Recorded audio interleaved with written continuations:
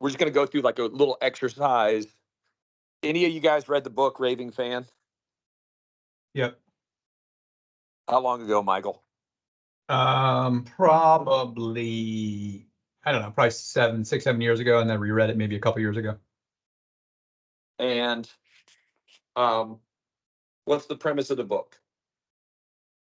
Premise of the book is to set the proper expectations with your customers and to deliver exceptional experience +1. So basically deliver more than what your expectation is to the buyer, so that they come away from the process and your let's say loan in this case, or the closing, with a just thrilled and happy with how it went because you did more than they thought you were going to do. Really is the premise, is from what I gather. And then what does that do if you do that? If you set up the process, clear expectation, then you deliver +1. Well, it's going to obviously create the idea. It sounds cheesy, but it should create a customer for life, and it should generate referrals. I mean, that's the idea behind it. Okay. And people coming back and you know, it just delivering a wow experience where they really remember it and they talk about it. I think that's really important for what we do. Yeah. I think that is, yes, that is part of the premise of the book. That if we deliver +1 and clients enjoy the experience, that, you know, a raving fan will refer you people and come back. Yeah. I do think that some clients, like one of the things I'm learning at the ripe old age of 53, is that sometimes it's just a transaction. Yep. And sometimes it's a relationship. For sure. By the way, that applies to everything. Your love life. If you're single. Yeah, the expectations are super low, so we deliver there. Or your friends. Sometimes they're just it's a transactional friend, and then sometimes there's a deeper relationship. Coworkers. Sometimes it's just a job. Sometimes there's a relationship. Clients. And I think deepening relationships with clients is what Raving Fan is about. Raving Fans. I think the first premise is they say, know what you want. You're the service provider, know what you want. So I guess I just want everybody to take, how about take 1 to 2 minutes and write out as many words, like whatever it is you want your business to, essentially like the promises you're making in your business, what you want to deliver to the client.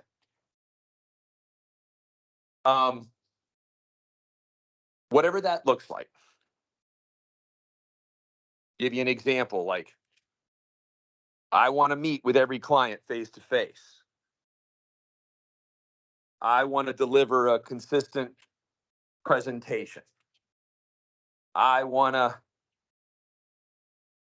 make status calls once they're my client every Tuesday without fail. Words like I want to be honest or transparent or, great customer service. That's jargon horseshit. Mm-hmm. That's Nike, just do it. Not that Nike's jargon and horseshit, but when you're Nike, your phrase can be just do it, and then you show athletes, and then it works. We don't have that brand recognition. David Goldberg, just do it. He's like, Brendan, this marketing campaign of just do it mortgages isn't working. All right, so write down what you want to deliver to your client.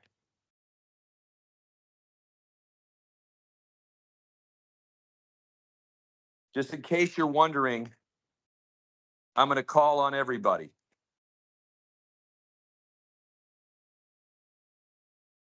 All right, let's go 3 minutes now.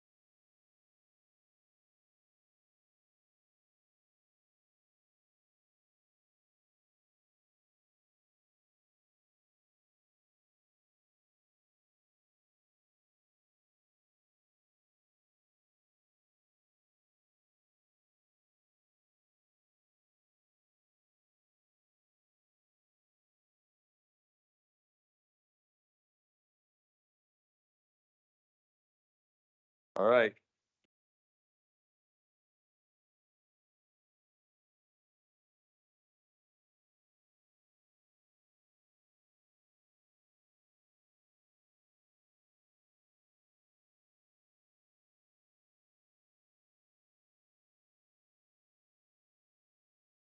All right. Who wants to go first?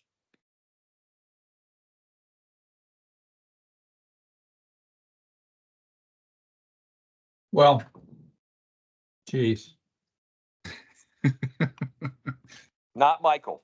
I mean, I'll Okay. go. Rob, go. I mean, mine's a little generic, sorry, but at the end of the That's day, fine. this is true. And what I want to do is I want to give people the education, the experience that I wish I'd received when I was a first-time buyer. Beautiful. That's not And- vague at all.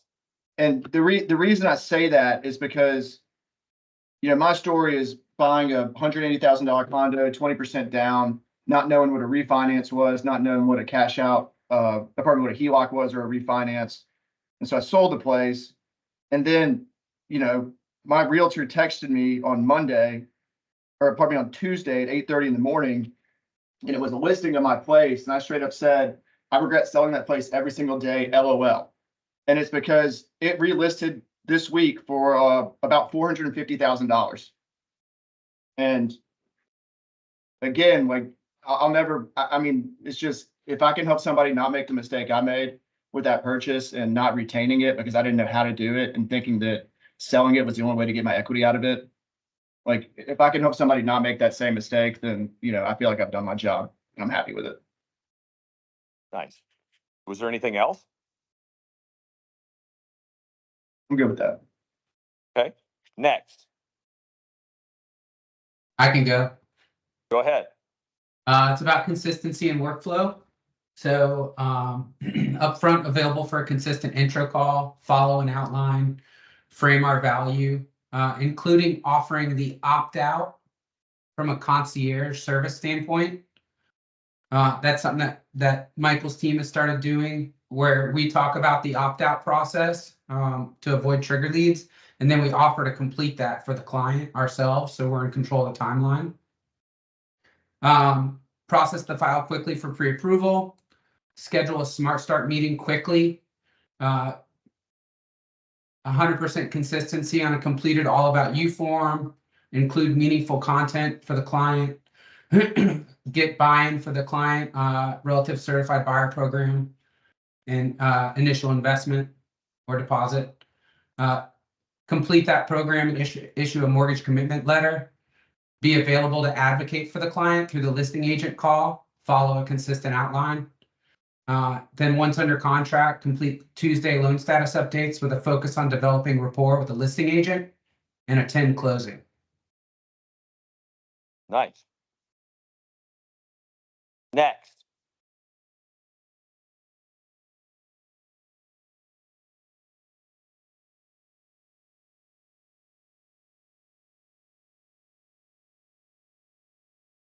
Next. Next. I'll go next. I just put down something short and sweet, is just to make my handoffs better to my teammates. So like John just said, I mean, we're doing a lot more with opt out, introducing the team, looking at hey, any letters of explanation, trying to get those in so Larry won't have to get them. So just tightening up our workflow and trying to make it easier on everybody down the line.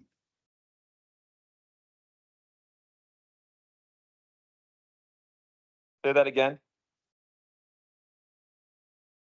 Say the whole thing again?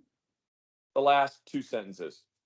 Oh, just make it easier on my team for down the line. Okay. So your team is part of being a client. Well, What I I'm heard. I'm prepping the client for the whole experience and what it's going to be like going through purchasing. Nice.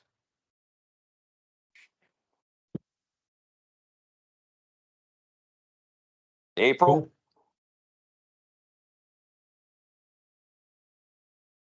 I came in late. I was talking to a client, so I didn't even hear what the request was. But Raving fans talked about know what you want, and then know what your client wants, and then deliver +1. So we were writing out what do we want in our business. okay.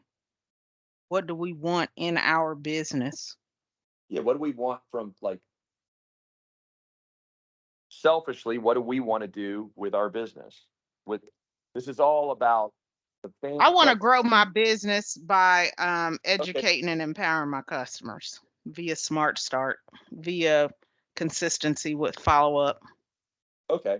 So what I want you to do is I want you to write that down somewhere, and I want you to email it to Ben. Okay. I want you to write out what you want, because verbally saying what you want is a little less strong than writing out what you want. No problem. Got it. Keep writing. I'm gonna call on somebody else. I'll go ahead. Okay, great. Go ahead, Dave. I think creating a stress-free experience, even if it isn't stress-free in reality, for the borrower is key to creating that raving fan. Never let them see a sweat. So I think you do that by educating them up front on the process, explaining, everything that needs to be done. Obviously keeping in touch with them throughout the process from start to finish, and then afterwards. And, I was just looking through just now, the last 10 apps I've received, 5 of them are past clients. So, That's great. I think, and if you talk to them, whenever they call me or email me or whatever, it's like, I would never work with anyone else. You guys made it so easy. And, I know I had a shitty deal and it was hard to do, but you got it done. And that was amazing. So never let them see a sweat, I think, is really the essence of if you want to put a tagline on it. Okay. Did you write this out, David? Did I write that out? No, I did not.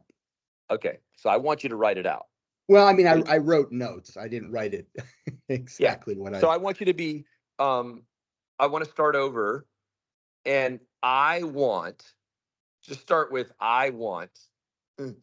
to create a stress-free environment for my clients by doing the following 4 things. Okay. Number 1, just the clearer you are with this, with less jargon, and again, never let them see you sweat is a just do it, or it ain't over till the fat lady that's not what you want. Is your client to experience something that isn't stressful, and you want to do it systematically in a way where there's 4 things that they Exactly. eventually say, hey, David, that wasn't stressful, I appreciate it. Or so take the time right now, and I want David to write this out clearly, so that David, when I call on you in about 4 minutes, you can read it without any jargon or or here's what people think. I want you to own it, because that's part of the problem is we're not sure what we want. And this is pretty classic in kind of designing this, that it takes a minute, and this is harder than everyone thinks. Rob already went. Somebody raised their hand. Don't know who it was. Hey, it's me. Morning. Parker, what do you want? This is what I wrote down just off the top of my head. So I want to educate my clients on their home ownership, give them their options so they can make an informed decision, deliver what I promised to my referral partner and my client, and then build a relationship for future success. Nice. Say it one more time. I want to educate my clients on their home ownership, Okay.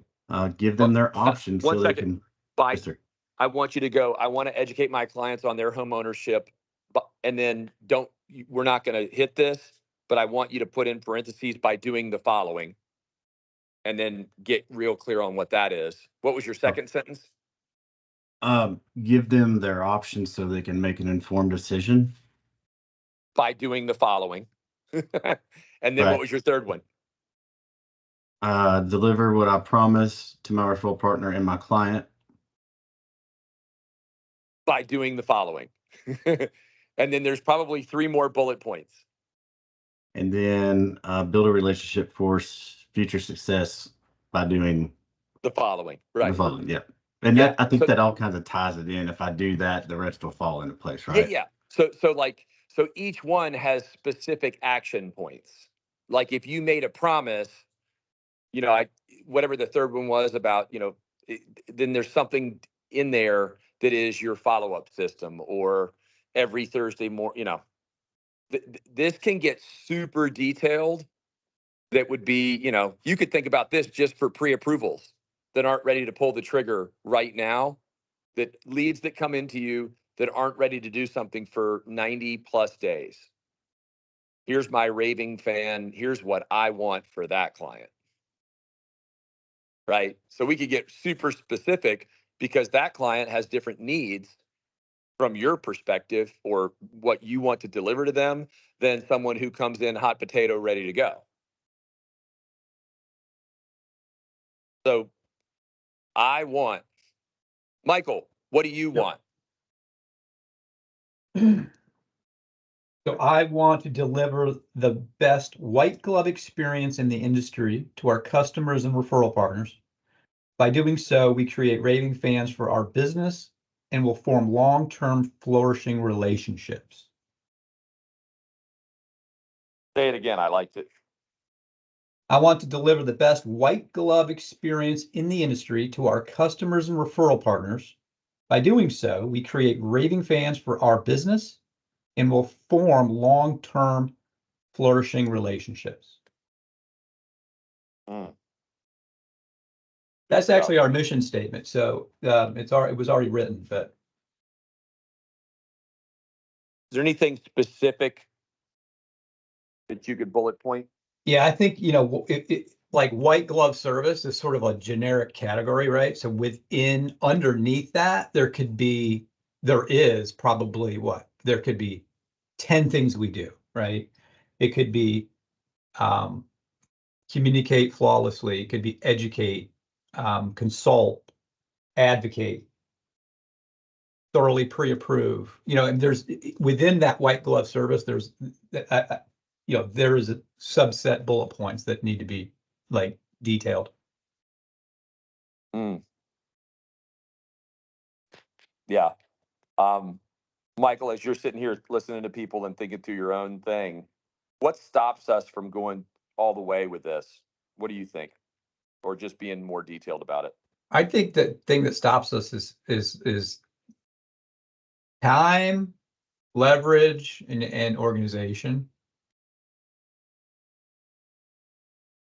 Time, leverage, and organization. So how Maybe about time and organization? Just setting up the time to do it? Yeah. So I think that if you don't have a system, or if you don't have the systems in place, I think that's where things break down. And I think if you don't have systems and things start breaking down, that's where people feel stressed. Like what David was saying, you want to shield your customers from the stresses that we all feel. Your customers should feel like this was the smoothest transaction ever, right? We all work the same underwriters. We all work with the same closers. We all work with the same operations staff, but yet some people get 5-star reviews and others get 3-star reviews. What's the difference? The difference is your system and how you show up to your borrowers and to your referral partners. Period.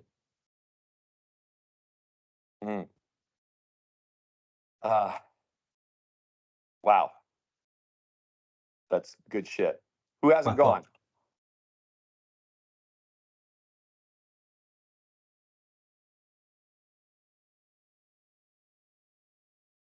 gone? Who's up? Let's see. Jesse? So I've got just 5 minutes and I've got to head off to an event at All right. 10. You're up. You're ready. You're going. All right. So I wrote down, I want to give personalized service, provide a smooth process with consistent contact, attend closings, and become a trusted advisor for life. Okay. I want to offer personalized service, and then your homework is by doing the following and give 3 or 4 specific bullet points. What was your second thing? Provide a smooth process. By doing, and maybe you could say, I want to provide a smooth process once they commit to me by doing the following. And then dot. I said stay in constant contact and attend closings to become a trusted advisor for life. Okay. And I think here's the thing, being clearer on those, constant contact, I don't know what that means. I mean, that means regular updates with everybody. Like, I want them to never be like, well, I hadn't heard from Jesse in 10 days. Yeah. Like, Yeah. So I think the clearer, and this is just a little bit of like feedback and coaching, the clearer you get on that, like specifically, the more you'll know what you want. Okay. Because Jesse, not one person on this call doesn't want to stay in contact with their and communication with their clients. But what happens is there's varying degrees based on the commitment and the clarity. So like Michael, if Michael was given this homework assignment at some point in time, he's going to say, I want to make Tuesday status update calls to every client to go through a checklist where they know where they are in the process. And when he says that, he's been doing that for a decade. Right, Michael? Yep. So the clearer you can get with some of those things, my feedback to you is just give a little bit of clarity on each bullet point as a homework assignment to yourself and be specific. The more specific you can be, the better. And this is, by the way, this is hard. This is not easy. So thank you for sharing that. Yep. I think I've tried to say the same thing to each person over and over. Well, but I think it's important because I think, right, like we can say we want to communicate or do this or that, but what is the system that backs it up, right? Like for me, it's just every Tuesday. I know everybody knows every Tuesday they know what's going on. That's right. That's the system that creates consistency, and people always know what's going on, and it eliminates reactionary phone calls. So I think being consistent is important, right? And writing it and being specific. Like, what are you going to do to cause you to have consistent communication? So I think it's important to be specific. Agreed, 100%. I'll read mine. Let's hear it. Let's see here. Why did it just? I just had it. Here, hold on. Where'd it go? Notes. I want to offer my clients an engaging initial meeting to help them uncover any blind spots they may have before they enter the home buying process. I want to be consistent with my updates to clients in process every Tuesday. I want to work with referral sources who strongly refer me to their clients so that those clients already are excited to meet with us.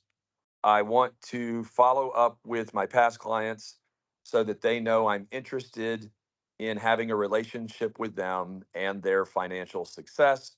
I want to be able to communicate with my clients from the beginning of meeting them on a deeper level.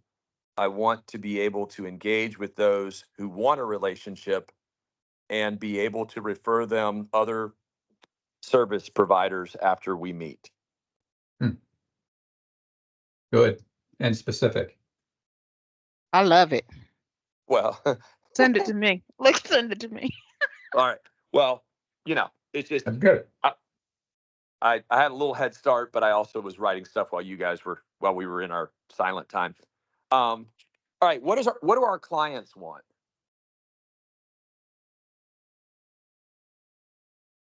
What do our clients want?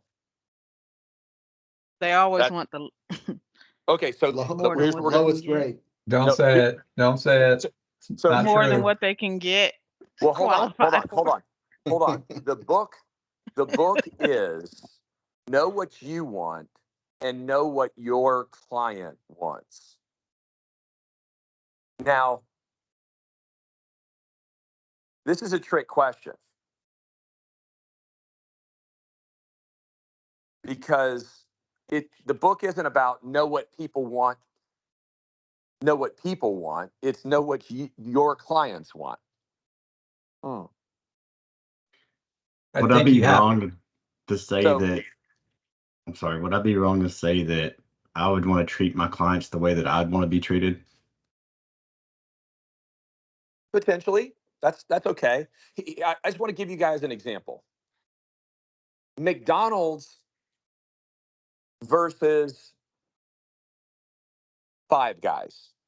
They're both hamburger places.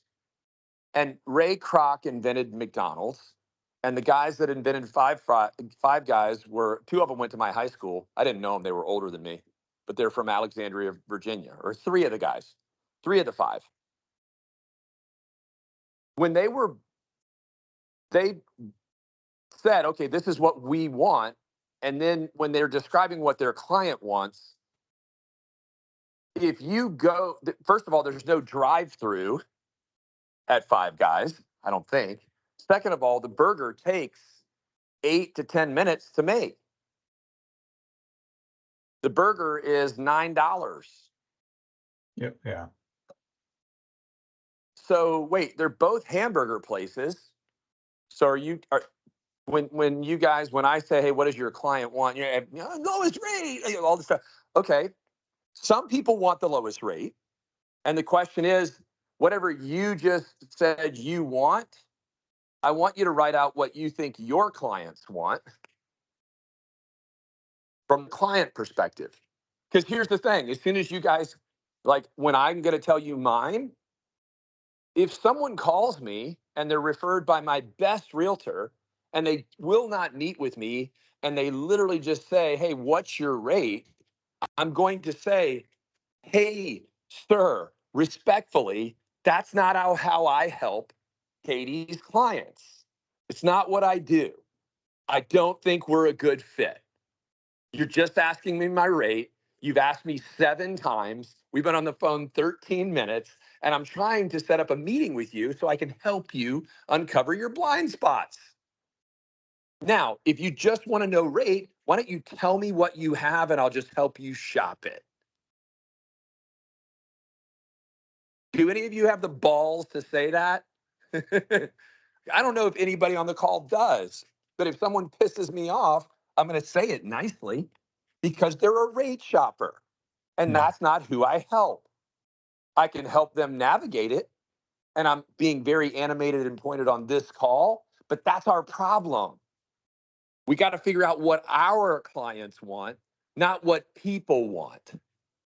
Because you cannot go to McDonald's as a client and order a custom made 1-pound hamburger that takes 10 minutes to cook on a grill.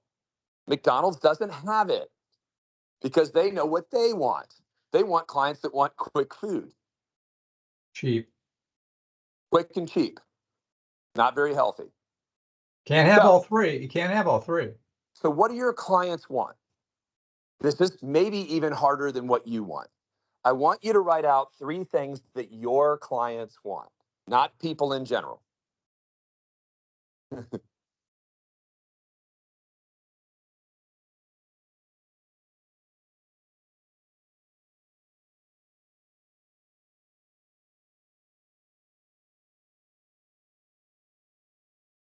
If you're stumped, just write what's coming to your head.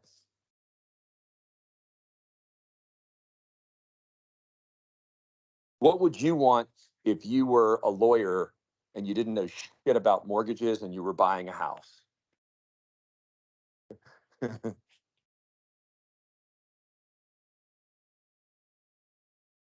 silent time. I wish I had music.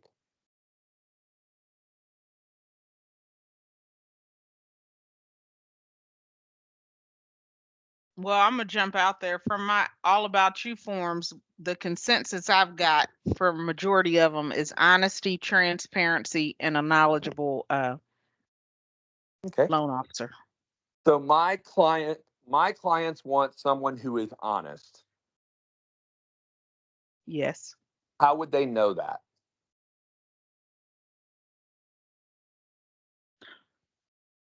Well, when how would they know that? On some, what I'll do is share my optimal blue screen and Okay. you know discuss Great. rate and then say, hey, this is why I chose this, but you're welcome to, buy it Yeah. down lower, go up higher. And they like that information. So it's new information for them, transparency Okay. and So honesty. honesty, transparency, and what was the third one?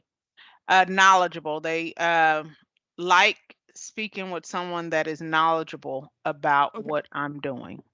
Okay. So those are big things. I think defining them better would be your challenge right now. Okay. Like I don't think I think you want to define it in some way, shape, form that you see that remember in the book when we missed the mark, our clients might, because your clients are coming in from your referring sources and they're coming in from people because you're putting something out there. And the longer I've coached, sometimes people just say, all I get are shoppers. And it's because they put that out in the aura. That's how they marketed to realtors, and that's how they kind of present themselves as transactional. And so to be able to shift that takes a minute. So if you're pretty consistent that your clients want honesty, transparency, and knowledge, someone knowledgeable. Mm-hmm. Just define it clearer, and it'll get clearer for you. Okay. Next person. Who's next? I'll go. Go. I think that it's for me, I mean, if I was a jerk, I'd say my clients want a mortgage. But no, I think they want peace of mind, a seamless experience, and coming out knowing more than they did on the front end. And Say what that I mean by again. coming out more than they did on the front end is really it's part of the giving experience I wish that I'd gotten, and it's the knowledge and it's the education piece. Like for example, this morning I was on a call with somebody and I was walking through points with them and explaining why 6,875 versus the 7.5 didn't make sense to me because the point charge was $6,400 in difference, where the the monthly average or the monthly savings was $142. And so I was explaining to him, his break even point on that's 45 months. And it's like you're in a refi before then, boss. And so I think it's kind of like passing along information like that, where it's things that they may not understand and they see a lower interest rate and just assume lower interest rate is better. And that's kind of like where I'm on that.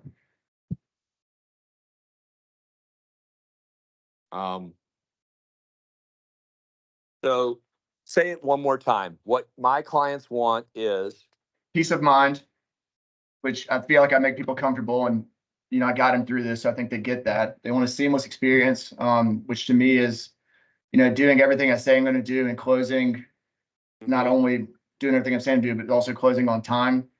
And then coming out knowing more than you did on the front end, which to me is just the education and the making informed decisions piece. okay. So again, I'll just challenge you. My clients want peace of mind by receiving ... and ... And then your second thing, my clients want whatever by, receiving ... and ... Like, just make it, refine this to where whatever you believe they want is specific.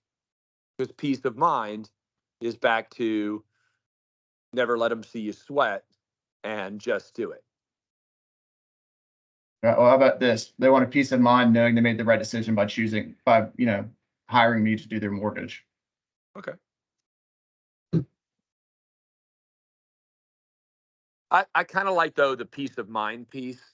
They want peace of mind by with choosing their mortgage person by receiving X, Y, and Z. Remember, Rob, you're not writing this. My clients want me. That's not what you're supposed to do. Like, my clients get peace of mind because they chose me. It's my clients want peace of mind when choosing their mortgage person because of this, this, and this. Because they get this, this, and this. That gives them that peace of mind. And again, said it 9 times, this shit ain't easy. I just refine this so that we can, like, maybe on Monday in our team meeting, kind of read it out loud and go, okay, now I get what Rob wants his clients to receive. He believes that his clients want peace of mind by getting this, this, and this. And obviously, what Rob wants on the left side of the piece of paper is to deliver that, right? I think that's fair, and I think that I think by combining my 2 and my 3 as the A's and B's under one, that makes sense to me. So thank you. Got it. Who else wants to go next?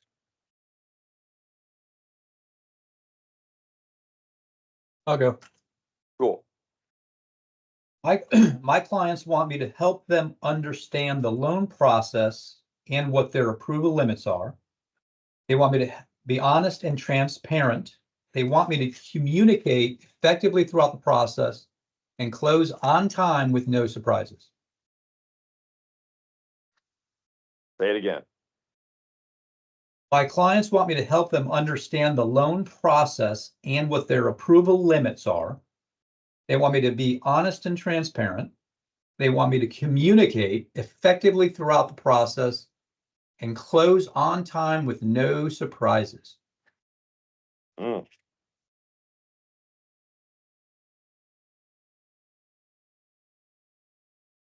Nice. David, what do your clients want? You're muted. I'm still working on my first one actually, but you gave me my homework. I'm on bullet point 8 of my my first one, so Of what you want. Oh, I'm good. writing a novella here. I mean, what my clients want, very similar to, what's been said. I mean, they want to know realistically, can I buy X home for this price, and what do I need to, how do I make that happen? Whether it's, do I need to, wait 6 months for that to happen, to get my credit scores up, to save up money. They want to understand the process. They want to understand what to do upfront, during, and after. They want someone that's going to hold their hand and guide them through that process, and or drag them through it if they have to, to get that dream home that they're trying to achieve, to help them hit their goal. And I think ultimately, I think April said it first, the honesty, that goes without saying, that they want someone that's going to be, honest and transparent with them, and show them all the options. Because it's amazing how many people have no idea. I mean, it's not amazing to me, but think about every client you talk to, the lack of knowledge they have about how mortgages are priced and how rates different. At 6.875, there's this cost, and at 7%, it's this cost, and they have no idea how that works. So just, I think, April said she shows the optimal blue screen, and here it is. I'm not hiding you. Here's the pricing. You pick the rate you want. And that's actually a great way to do it, because that's what they want. They want that transparency. And then learning what the benefits are of, well, why should I pick 6.875 instead of 7.0? What does that really mean?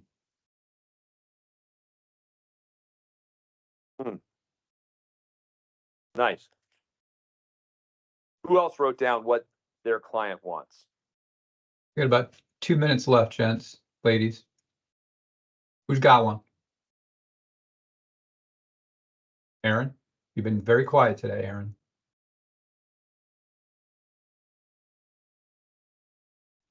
I just got back on here. I was out for 30 minutes. Oh, okay. You have anything? What I would say is this too, to sort of wrap up, like, it's I've got mine real quick. Oh yeah, let's hear yours, Brendan. Go. Okay.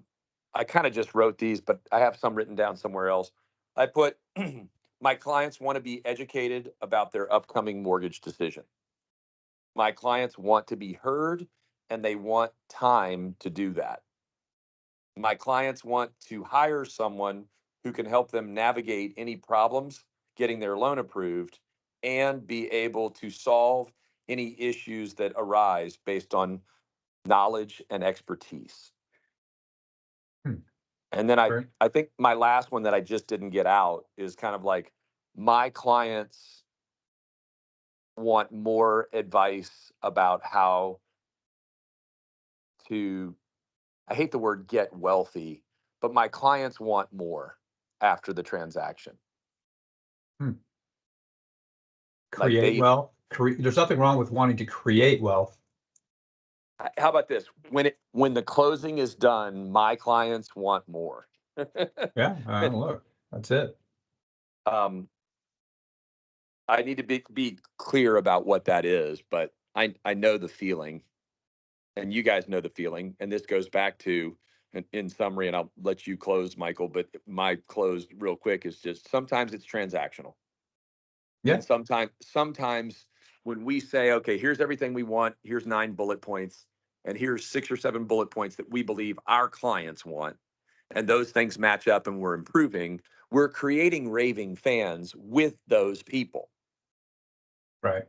Now, rewind 20 minutes ago when I was telling you guys about the shopper. Okay, am I going to do the deal if I can price it out? Of course I am. Do I know what I'm up against? Yeah, Wells Private Asset Management. But the guy's got to close quick. All right, you got to price it low, get paid less. This guy's relocating from Cleveland, California. By the way, David, I always use Cleveland as my analogy. They're coming in from LA, and okay, just price it low. It's going to be good, fast, and cheap. This guy's getting all three. Yeah. It's transactional. And Yeah. I think the clearer we can be and less emotional when it's really not our client. Because here's what my thing is. We get pissed when what we want, someone doesn't want. A brand new lead doesn't want that. We get upset and take it personally. What we should just do is go, hey, we're just not a good fit. Like, Yeah. does the person at McDonald's get pissed, the owner of the McDonald's, when someone comes in and says, hey, I want a Five Guys like hamburger, I'll wait outside for 15 minutes. The McDonald's owner goes, dude, you're at the wrong place, man. Five Guys is a mile down the road. Yep. Sorry. But we take it personally when someone doesn't want what our clients want. So that's where I think the definition of what your clients want is really like you're defining how you want to create a raving fan world. Now, if ultimately you have no clients, or I go back to the analogy of a loan officer who always gets shoppers, maybe you're dealing with the world's shittiest drag realtors and you go out handing rate sheets with cut rates, and the only thing you talk about at coffees are rates and fees. Well, guess what you're attracting? Cut rate realtor dog shit. Mm-hmm. Like, it just, that's a simple fact. I just know too many Doug Batemans in the world that charge an inordinate amount of cost. And you know what Doug does really well that I said? His clients feel heard. Mhm. Doug is a genius at making people feel heard. And then Yep. price doesn't matter. So, Michael, what were you going to say? And then let's finish it. Yeah, I was just going to say, you could take, it's a great exercise to write this out and then maybe formulate like a mission statement for the Goldberg team, right? Like, here's the mission statement for my team. During our team meetings, we have it out on the desk because it's a good reminder of what your team stands for. And hey, not a bad idea to frame it and put it next to the welcome sign for the customers that come into your office.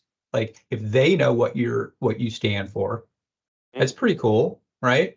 They'll take a selfie with them, but with their name in the frame and maybe your mission statements next to it, right? Not a bad idea. Listen, Michael, the whole thing about raving fans and about any business is that it is work. Yeah. And I go to this leadership lab, and last week they had a master's watch party on Thursday afternoon, and they flew in masters, the egg sandwiches, the little, what are the little, the cheddar, what's the spread? Pimento cheese. Pimento cheese. They had all masters gear. They flew it in. Wow. So these were literally made by whatever the like whoever like makes the sandwiches there, they somehow got it in and flew it up. Wow. And Steven said, do you guys understand that at Augusta National, there is no operation manual? That everything is passed down verbally? Wow. And when you go to Augusta, and if you've ever been, it's like the world's most impeccable place on the planet, and you feel like you're in golf heaven. And every standard in golf, and I mean every standard in golf, is based on Augusta.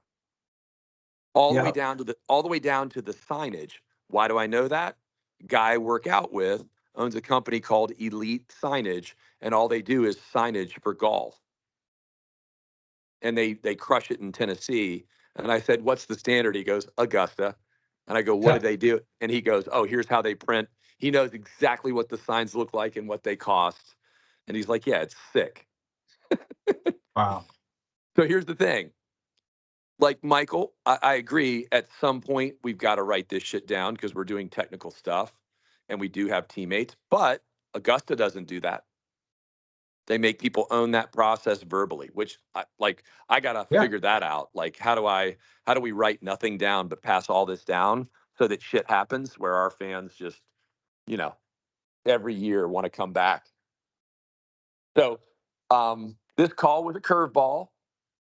I'm glad you guys all participated. Aaron, I would love for you to write out what you want and then what you think your client wants. Andy was in a smart start, so kudos to him. Yeah. And I want you guys to maybe send that to Benton as soon as you can, b.at.mutualmortgage.com. And then we can try to revisit this because, like you said, Michael, if you can write it out and put it in a notebook, if one day you framed up what your clients want and you put it somewhere and a client was sitting in your office and was reading it, they'd be like, man, this is cool. Like, did you write this about me? And he'd be like, yeah, these are the clients that I really love serving. And they typically want these 4 or 5 things. Well, wow, that's really thoughtful. You know what? Where do I sign? Aaron, I always go back to this. Aaron had a client once that the welcome sign was enough. And she said, I don't care. I don't care what you're saying. I'll sign. Who do I pay? The welcome Yeah. sign gets people every time. It's like they take selfies in front of it. It's just crazy. All right. Well, guys, we'll do this again next week. And Mike, when are you're going to be out of town the week your son graduates, Well, right? I'm not going to be out of town. I'm going to be here. I won't be out Okay. of town. Unfortunately, I will be here. Okay, cool. It's a month from now. Yep. All right. I was thinking it was sooner. Yep. All right. All right, guys. All right, You have a everybody. great weekend. Great call. Go crush it. Great topic. See you.